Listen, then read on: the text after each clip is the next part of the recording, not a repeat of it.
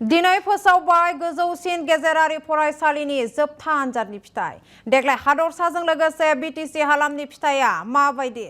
बिटिसिनि मोन 5 जिल्लानि फिथाइया थांनाय बोसोरनिख्रुइ साबसिन जादों। आसामनि मादावनो बिटिसिनि तामुलपुर जिल्ला आरो बाक्सा जिल्लाया सेथि मासि आवथायनो हादों। तामुलपुर जिल्लाया आसामनि मादावनो बिगियान आयदायाव गिबिसिन मासि आवग्रिनो हादों आरो आसामनि मादावनो तामुलपुर जिल्लानि उथ्रिसारनाय हारा 98.39 जौखोन्दो।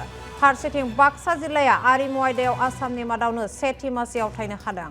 बाक्सा जिल्लाया 94.29 जौखोन्दो उथ्रिसारनायजों गिबि मासि आवथायनो हादों। फारसेथिं फालांगि आयदायाव 98.39 जौखोन्दो मोननायजों थामथि मासि आवग्रिनो हादों आरो आरिमु दालायाव 88.63 जौखोन्दो मोननानै बाथि मासियाव दं तामुलपुर जिल्लाया आरो गुबुन फारसेथिं बिटिसिनि गाहाय सदर सोहोर क'क्राझार जिल्लाया हायर सेकेन्डारि आनजादनि फिथाइयाव बिगियान आयदायाव 84.75 जौखोन्दो उथ्रिसारनानै बेनि अनगायैबो फालांगि आयदायाव 69.29 जौखोन्दो आरो आरिमु आयदायाव 76.66 आवथायनो हादों।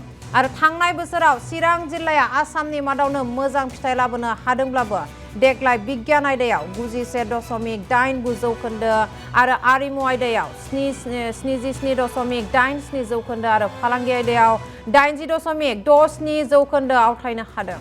थांनाय बोसोरनि फिथाइखौ नोजोर होयोब्ला देग्लाय चिरांनि फिथाइया गाहायाव आरो फारसेथिं उदालगुरि जिल्लानि देग्लायनि फिथाइखौ नायोब्ला बिगियान आयदायाव 89.71 जौखोन्दो आरो आरिमु आयदायाव 83.39 जौखोन्दो आरो फालांगि आयदायाव 82.8 जौखोन्दो आवथायनो हादों।